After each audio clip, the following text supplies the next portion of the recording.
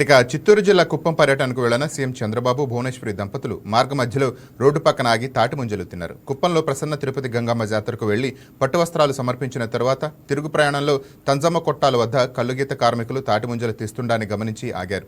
దీనికి సంబంధించిన ఫోటోలను చంద్రబాబు భువనేశ్వరి సోషల్ మీడియాలో షేర్ చేశారు.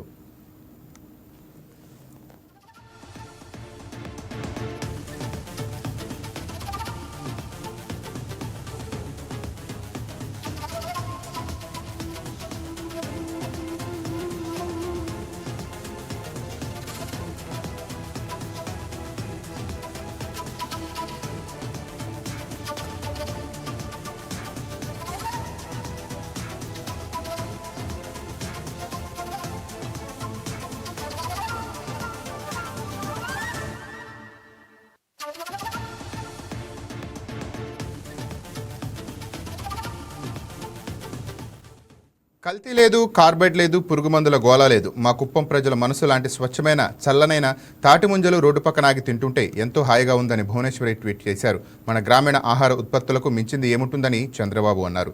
తాజా తాటి ముంజలను రుచి చూశామని, చిన్ననాటి రోజులు గుర్తుకు వచ్చాయని సీఎం అన్నారు. అనంతరం కల్లుగీత కార్మికులతో కాసేపు మాట్లాడి వారి వృత్తి సమస్యలను, కుటుంబ పరిస్థితులను చంద్రబాబు అడిగి తెలుసుకున్నారు.